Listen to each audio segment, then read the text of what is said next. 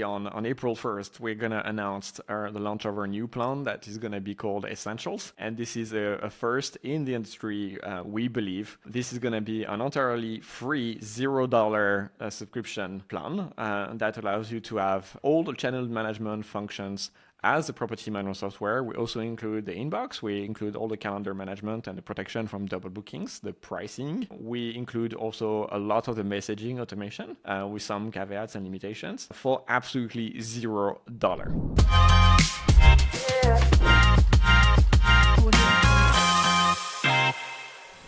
Hey everybody, welcome back to the STR Investing Podcast. I am your co-host Mark Lumpkin, and this week we are not only chatting with, he didn't like it when I called him this, but an OG in the short-term rental space. Doesn't make him old, it just means he's been around for a little while. We're going to talk about the industry, where it's going, tell some cool stories, and then announce at the end a pretty game-changing new product. It's not a new product, but it's a new way for people to access their software that's totally different. I haven't heard of anybody doing anything like this, so stick around till the very end to hear about their new offering that they've just launched. And without further ado, Pierre, you're calling us all the way from Europe, man. Say hi to everybody. Hello, everybody. Thank you, Mark, for inviting me. And thank you for calling me an OG. I never see myself this way. I'm still 14 in my head, and I wish I would. Yeah, so that basically was a bit of a shocker to hear that. But yeah, pleasure to be here. In my opinion, if you've been in the short-term rental industry for more than 10 years, you're an OG. Because you don't have to be doing this for 30 or 40 years. I think if you're over 10 years, you're an OG. So that's cool, man. And so everybody knows you are the CEO, founder of Hospitable, which is really one of the most recognizable property management software in the industry. What got you into the short-term rental space? Oh, a complete accident. I mean, did you go to short-term rental school? I mean, I don't know. Maybe there are some people that went to short-term rental school and wanted to have a career into hospitality from the first. Absolutely not. My background is in law. I went into law school. I just basically something happened in my life, and I basically to host on Airbnb, and this was basically the only platform that would then be available in Europe. That was back in 2014, if I remember correctly. I hosted 500 guests back and forth, and then later I realized, okay, I'm not having the patience required to continue in this space. I need to have a way to automate all the operations. I'm literally the person that cannot repeat itself basically very often. I'm lacking that passion, so basically I built a software piece to solve my own problems, and then later realized, hey, some people might be interested in that, and decided to continue to launch then Smart BNB, now Hospitable. It has been 9 years and a half. It's still the parts where it still counts on the and a half, and then basically 2 years of hosting prior to that. So yeah, I qualify as an OG per your definition, but it's not very glorious. So you started out operating and managing your own short-term rentals. That was really the beginning of this whole thing, right? Yeah, absolutely. It was completely by accident. I was basically looking for a job here as a lawyer in Brussels. I shared a flat with a roommate. Our roommate basically left after a few months, and I ended up with that big, huge flat in a very nice area of Brussels that was basically completely empty. And I have plenty of time, not a lot of money. So okay, let's go rent it out on Airbnb and start from the bottom, really. Just one private room and one couch, and I was basically a live-in host. So that was really a private room setup for me. There was really nothing that would have prepared me to becoming a short-term rental host, but yeah, I'm very proud. This was a great first true business that I've created. There were many attempts prior, none of them brought anywhere close to the revenue. And I never find the appeal to basically be scaling on that business part, but I just really wanted to basically optimize and gain in efficiency. And that's what I was doing with software as well. And that was really before, when you were doing this 10 years ago. Now you can just Google or ChatGPT, or there's gurus everywhere that'll teach you how to automate, how to softwaretize. But you're doing this before the technology boom for short-term rentals. And so did you poke your head up and say, hey, is there anything out there that could help me, and realize there wasn't? Or what was, because it's a leap to go from managing short-term rentals and making beds and checking in guests to going and building software, especially 10 years ago. What was the reason? Was there nothing out there? I think I was enough to basically just not think too much about it. I just realized that was absolutely for me to copy paste a message on an Apple Note and change the micro variables and the placeholders that I would have for the first name, for the last name, for the dates of the stay, which obviously was super error prone. You don't have to be a techie. Even at that time, you could do a mail merge with multiple placeholders. And there was not that technology that was available for short-term rentals, especially once you have those kind of recurring emails that basically need to be sent, or messages that need to be sent every day before 3 days before we check in, on the day of the check-in, on the day of the checkout, etc. So it felt unfair that there would not be the technology to enable that. I actually discovered later by my own customers that they were using what's called a property management software. I didn't know what it was about. And they told me, yeah, there's basically this, but they don't really focus on the property, on the guest experience and messaging automation, because it's just drowning in a sea of other features that are probably seen as more valuable by their customers. So the point was basically, okay, I need to do the messaging automation. I need to do it really from the very beginning to the very end.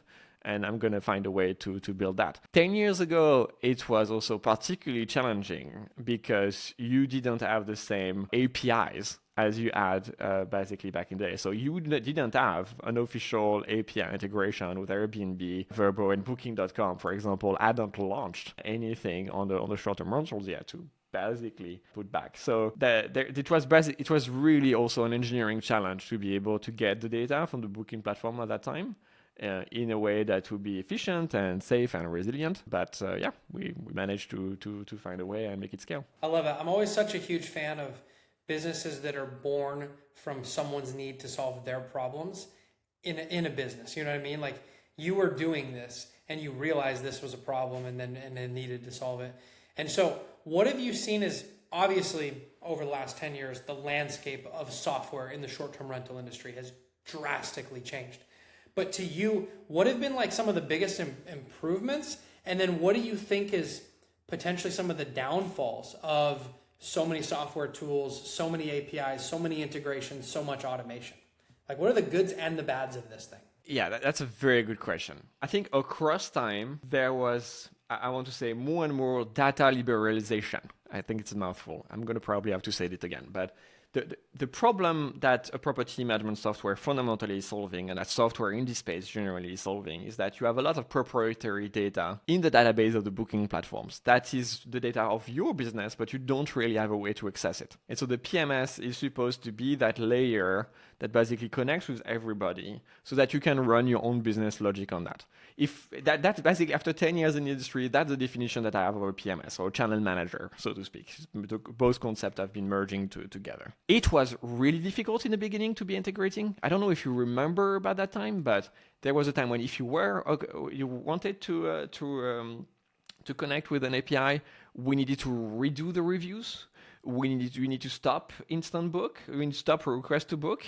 And the main usage scenario was not really about the messaging, so it's always kind of the last thing that those booking platforms have been adding. So there was a lot of baggage about those integration. It would not be seamless. It would be restrictive, and there was a way that was seen as a way that if you're going to be listing with an API connected host, your performance on that booking platform is probably going to drop. And that's the change. The mindset has completely changed now. There is a much greater accessibility to the data, more than ever before. There is a competitive landscape on what you can do through software.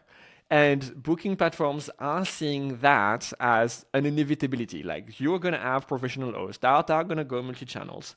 And that represents, in the US, for example, the major part of the professional inventory, which is the one that is providing the greatest supply of booked nights. And so there is some competition on providing the best APIs and having the greatest accessibility. So it's been great over the past, I want to say, 3 years to see the effort of those booking platforms to lower the level of constraints that is required to be able to integrate to a level where, for example, with some leading booking platforms, it's pretty clear that you can use a property management software, not really because of the urge to distribute, but because there are those features, there are those workflows that don't quite work in that booking platform, but are becoming essential for your business. And that is really, in some key markets, really the number one reason why you would use a PMS. It opens the opportunity to be distributing to more booking platforms. And I think that's valuable from a resilience perspective, efficiency, and obviously revenue perspective.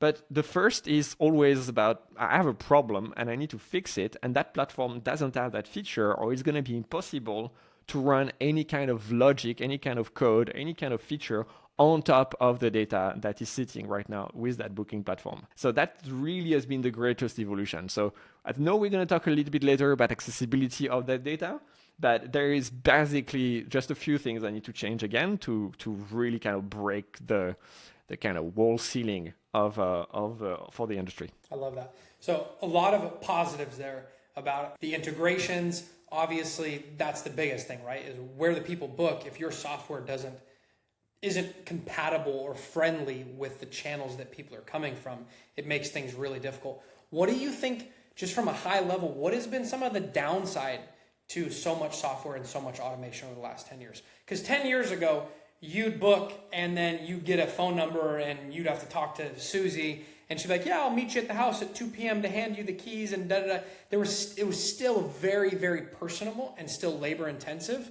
Now it's very automated. And so do you think there's any downside to that at all? Obviously, I'm heavily biased. I don't know. I think back in the day, especially at the time when Hospitable was created, it was really a challenge for guests to have access to the information. And booking platforms had to develop their own products to be able to cater to those needs. Like you would have still so many guests that basically are completely lost because there was no way for them to get access to the property. And that created a lot of tension with guests preferring to book a hotel, because if they don't know how to get access to those properties, then it's over. There was a lot of effort in the industry to obviously communicate those instructions reliably, communicate that you will communicate those instructions. There was also the investment into IoT, especially smart locks, to be able to automate that part of the experience, and obviously to the benefit of managers, property managers, self-managers alike, to have a greater occupancy and not having this kind of labor-intensive workflows over and over again. The thing about automation is that it should never be something that you could not personalize. And I think there's been a lot, I don't know, but there's been really a change of feelings in the past few years, where in the beginning there was a lot of frustration about not frustration, but rather misunderstanding about, is it okay to be automating your messages? And it needed for the booking platform to develop their own features on messaging automation, for example, to kind of realize, okay, well, actually, that's kind of expected. But the point is to have something that is not going to be, I would say, some boilerplate. There has to be something unique. There has to be some personality. We had hosts, for example, in Las Vegas with properties that are heavily branded, like Pirates of the Caribbean or things like that. And the entire messages sequences are basically all in the pirate speak and we're going to computer. So I would not do that really well with the accent, but just there is an opportunity to basically come across with some kind of character. And I wish for many hosts to be thinking about, obviously, what makes that communication with their guests special, what is their special sauce, what's the soul of the property that they're offering to rent, and align their brand voice accordingly. And that resonates really well with their avatars, the actual guests that are the happiest to stay at those properties and are the most likely to be booking later. So what I'm hearing is there's little to no downside to the software evolution and to the automation. It's almost all positive, with the caveat being that you've got to use it correctly, and you've still got to make sure that your guest communications are on brand, feel real, feel genuine, because travelers at the end of the day do still want that, right? We don't want to go stay in a empty room with 4 white walls and a bed on the floor. Like you're looking for what that extra, that the heart and soul of travel is uniqueness, different cultures, different people that you meet. And if you take all of that away, if you strip all that away, and you're just so templated and regiment, and it just feels like you're booking an empty room from a robot? Like that, no one gets excited about that. No, that's not a memorable trip for people. I think there is already something in the market that already offers that, and those are the hotels where you are looking for that standardization. You don't mind, except if you go really maybe like a Ritz-Carlton or Marriott or Four Seasons, then you expect something else. But basically, for the guests that want a standardized product, there's plenty of core hotels that basically can afford that, can work for. I love that. Me and my wife were just talking the other day about some of our very first short-term rental stays many, many years ago, 10, 15 years ago.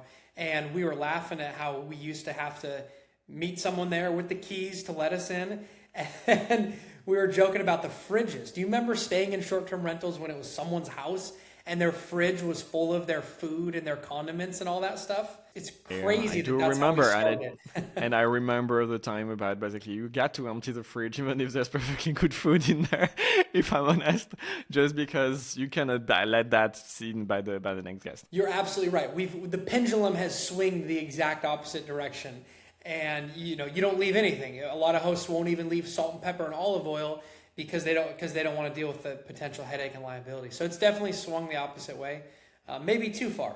So I'm curious. You've been doing this for over 10 years, a little over 10 years, and you've seen the industry change pretty rapidly. Where do you think we go in 5 years from now? I know 10 years is a long way to project, but what does the industry look like in 5 years?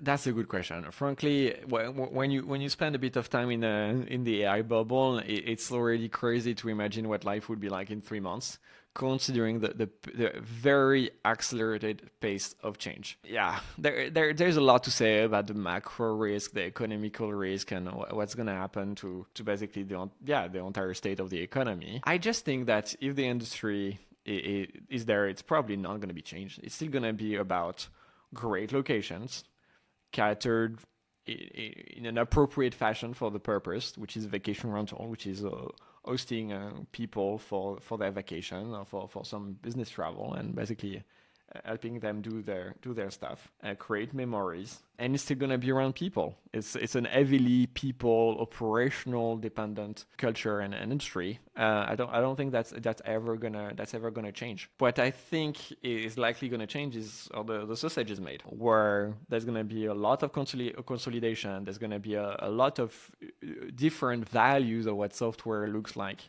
That's obviously speaking more about my own niche. But I do find that for vendors, there is a tremendous opportunity just as much as there's probably going to be a very meaningful risk. I think you may have heard about the SaaSocalypse, so basically some software are being absolutely hammered on the public market because there is a lot of fear about software vendors being disrupted. And we don't see that in the space that we're in, simply because the data is heavily controlled by the booking platforms themselves.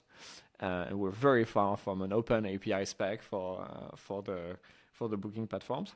But there is still a lot of consolidation that's bound to happen in the industry. Is it a good thing? Is it a bad thing? That's the part I don't know, and the market decides for it on its own. For sure. In the world of AI and how quickly everything changes, it's hard to even know what 3 months looks like, let alone 5 years. So I'm glad you said that.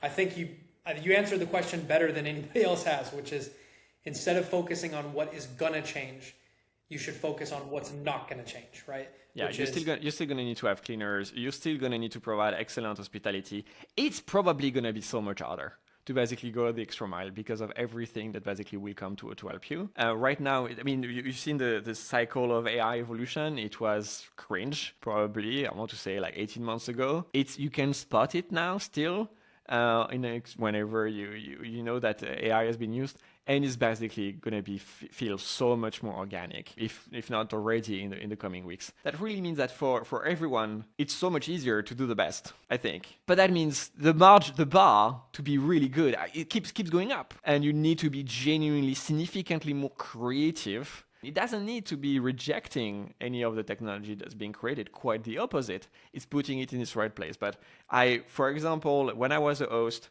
and those are very cherished memories. I had to stop because I realized that yelling at 2 a.m. because there was a bug was not exactly the most hospitable of experiences. But the point was, I was always spending time with my guests. I was offering a beer tasting session.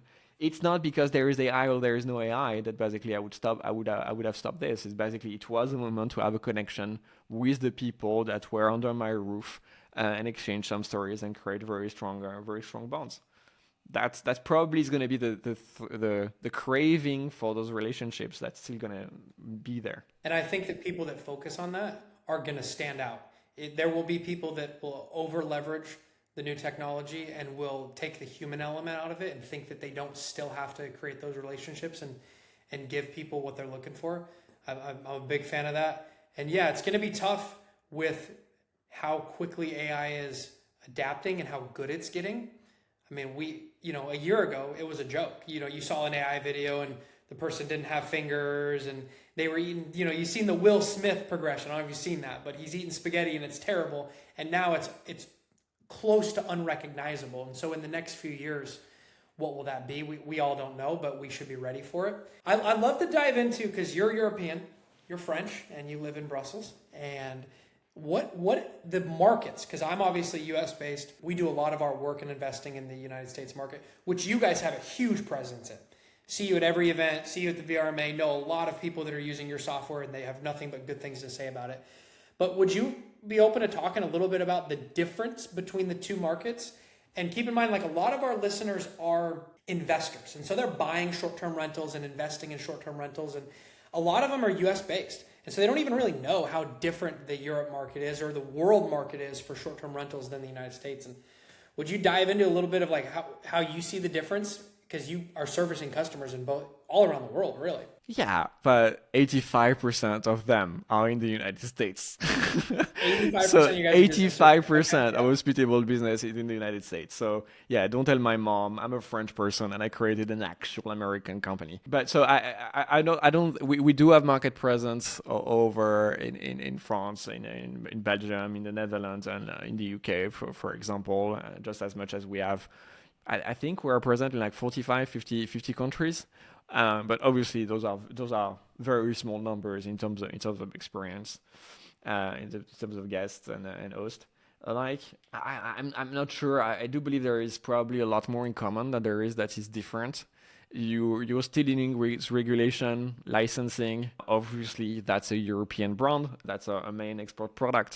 So there is a lot of regulation and compliance work that needs to be done. I think that has been coming to the US. It's probably coming to the end of the US because now you have at the state level bans of bans. So you cannot defining basically the parameters according to which you can actually stop or limit an operation like a short-term rental.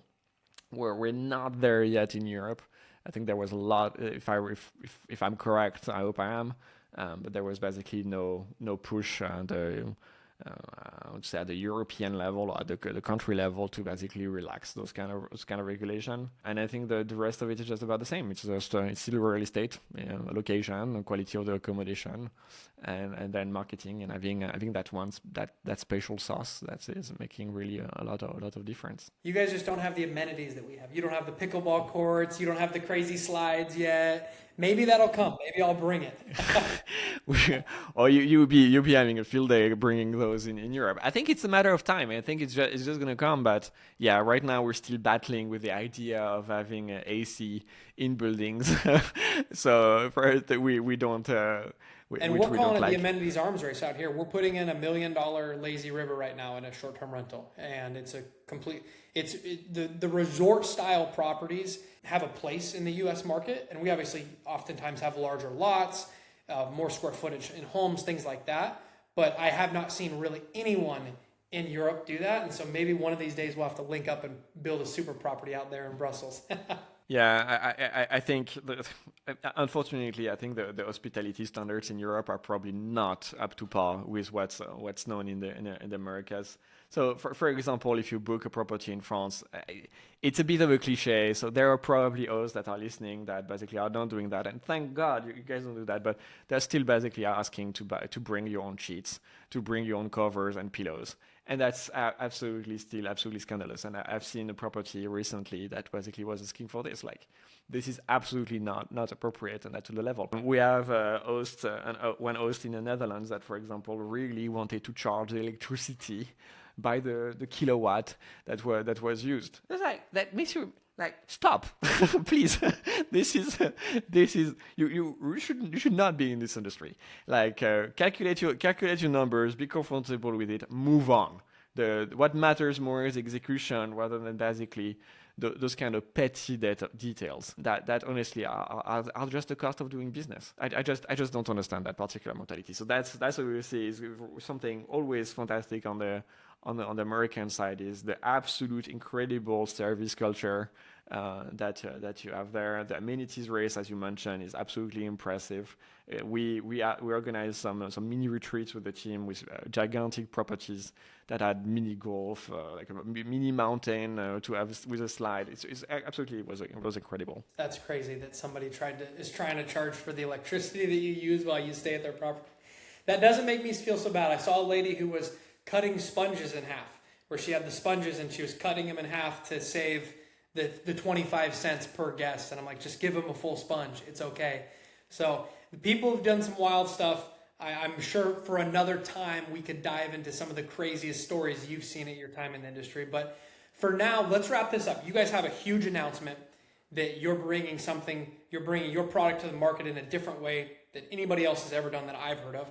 And so lay it on us, man. If people are still listening in, what is Hospitable doing at the time that we drop this podcast? Yeah, so we're recording a little bit before, but basically on April 1st, we're gonna announce the launch of our new plan that is gonna be called Essentials.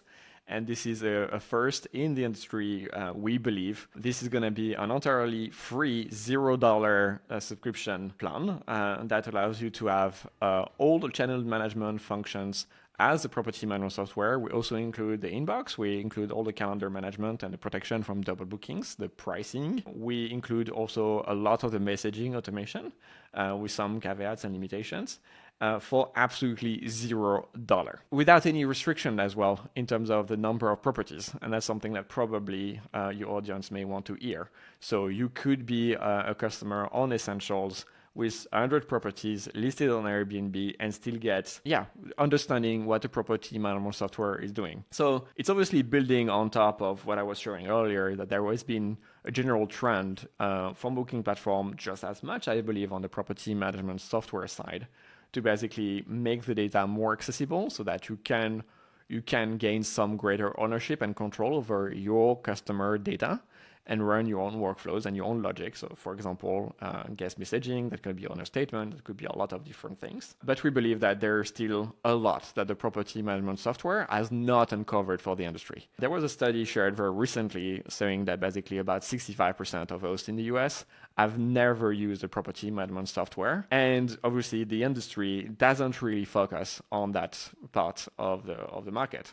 They really rather work on property managers that are established, which we see now are actually all moving between, like, when they talk to us, they're probably on their fourth property management software with multiple teams running multiple implementations of that software over time. What we want to do is basically show that in spite of all the bad vibes that may have been coming in this industry, there are softwares that basically are just focused on one thing, and that is earn you money.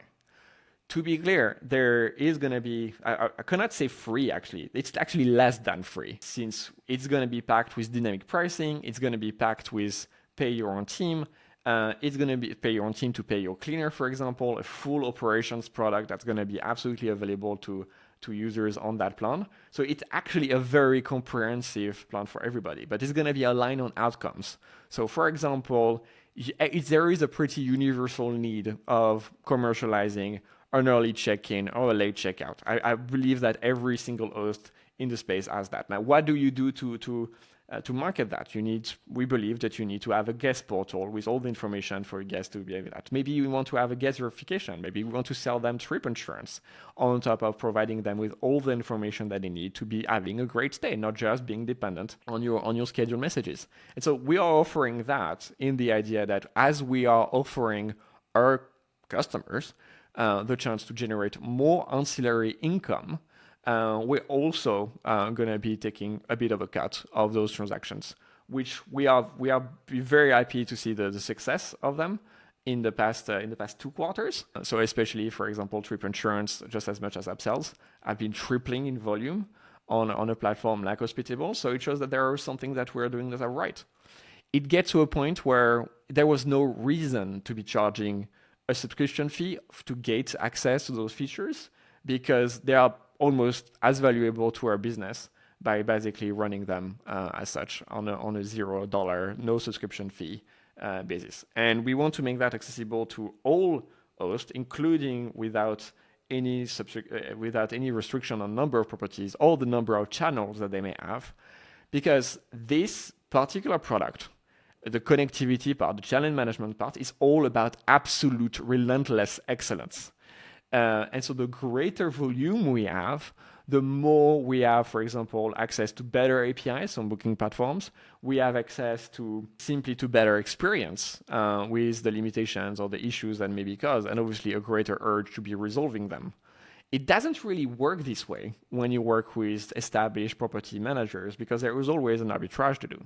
So we really want to be focused on bringing those 65% that have not yet used a property management software, whether they're self-managers or established property managers, but just are too afraid of the change and don't see necessarily the point and the value.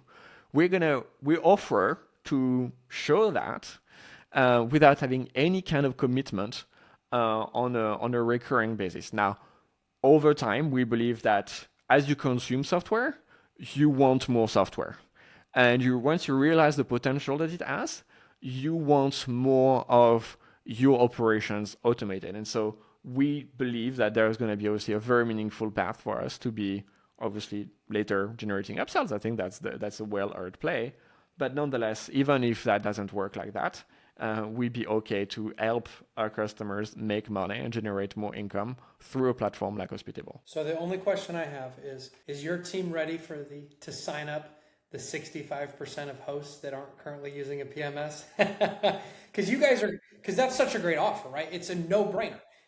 I think probably the two biggest barrier to entries are, one, the cost, and two, the lack of education. People just don't realize what a PMS can do for them. Those are kind of the two big reasons why they're not leveraging it. And you guys have taken away the cost, and you've basically just made it to where on the upsells, on the things that you weren't going to make money on without the PMS anyways, we'll take a percentage of that in order to keep providing you a great software, but it's not a flat monthly fee that every other software system on planet Earth charges people. You know, when you say this, I'm kind of having an irk. Like, when we take a flat rate, it's actually not just like for captive reason. It's also because we act as a merchant of record, which is also a very differentiated approach to Hospitable, is that we are also going to be collecting the taxes, the lodging taxes. There are actually those taxes that you need to pay on those early check-in, early check-out. We're going to remit those taxes to those authorities, to those tax authorities ourselves, and we're liable, for example, for chargebacks. We're liable for all the payment processing costs. So, for example, an early check-in is canceled. We eat the cost of the payment processing. If you were doing that yourself on Stripe, you would be worse off because you would have to pay those payment processing fees. So that's just the thing. They're still packed with value. Even with the services that we offer delivering those outcomes. The question that you asked was basically about, are we ready? So we never know. Let's be honest, we never know. You can make big plans, but they don't survive contact with the enemy, if I may say. The thing where I believe that we are the best place for this is we have been known in the space, rightly or erroneously, as the platform that basically works for, quote, the small players, up to 5 properties, up to 7, as I find. We are being praised by the booking platform themselves because we are doing a better job of onboarding users to those booking platforms that they can do themselves, because we know who our users are and we take them where they are, not where they should be if they had some kind of a master's degree or PhD in PMS connectivity. Nobody has that, and we don't want anybody to have that because, bro, that's so dull. So that's where I believe, as part of our DNA on the onboarding and the part that we can self-service, that we're actually the best place for this. But we've been spending a lot of time and effort on, for example, revamping our navigation, revamping our onboarding sequence, revamping our support to basically be able to drive significantly greater traction while being available every day. There is obviously a lot of that goes to fantastic AI implementation to ensure that you can ask things and we can perform actions on behalf of your account. That basically is driving a lot of the volume, so we want to test it out. What I know is that whenever there are big people or grown-ups that are, I want to say that basically are telling about the industry needed to professionalize, nobody is taking the first step. It seems like an obvious first step that you need to start somewhere to professionalize and not be entirely dependent on the booking platform. And yeah, that starts really at the feature level. That opens up to all the creativity that you can have about driving your business to a point of differentiation. So we're taking that first step. I think it's going to be a very interesting change of paradigm. We're not going to be charging $70 per property. We can take you where you are. Just get listed. We help you create your properties. We help you distribute to more platforms. It doesn't have to be any kind of commitment on your side. And we believe that as you're going to be using those services, you're going to want more. Good for you guys. And at the time, we're dropping this on Friday. What is the day going to be? It's going to be Friday, April 3rd. So just a few days after you guys are announced, you guys have launched this. And so if someone's listening to this, you guys can go to hospitable.com. We will drop the link in the show notes. How else should people reach out? Should they just go to the website, sign up for a demo, and it'll take them away? So they can sign up to the website and create their accounts. They will have a full trial to our top plan, which is going to be the mogul plan, and they can discover all the features during the free trial. They don't need to get themselves into basically what they perceive is going to be their needs. There is a lot more that we can talk about and we can share. If they need a demo, they can obviously book a call with our sales team. They may or may not realize they need one. They may also, for example, set up a call with our onboarding team to help them getting set up with what we call a rapid rollout with different sessions to help uncover more features. That includes dynamic pricing, that includes payment to your teams, that includes all the messaging automation that we are known for, that includes all the listing management part, so pictures, depending on the plans, that may also involve direct booking websites and processing, and making sure you are set up for success as a part of a strategy. Not just the sites being created. And yeah, all those kind of things that we can do. We also have a great community, which is available on community.hospitable.com, which is where people from the Hospitable team, just as much as customers, can basically exchange and ask their own questions. And that's a great forum for everyone who is getting started to ask for advice, including from hosts that are local local. I love it, man. Pierre, thanks for coming on the STR Investing Podcast. We're going to drop all your guys' information in the show notes so people can reach out. Where's the best place for people to connect with you? Is it to follow you on LinkedIn? I mean, yeah, they can do that and join the 40,000 people that are there. Send me an email. pc@hospitable.com. That's my email. I may not be the best person to answer your questions, but I sure will transfer that to the best person in the company that can help you out. We'll drop it in the show notes as well. So good to connect with you, man. Thank you for coming on. We got to have you back on at some point in the future because I would love to talk about just funny, crazy stories. If you told me that someone's charging for electricity, I need to prepare. I'm sure you've got some more. So thanks for being the best part of the STR Investing Podcast, everybody. Tune in next Monday for another Monday Market Data Report. Hit that share, subscribe, like button. And guys, catch you next time.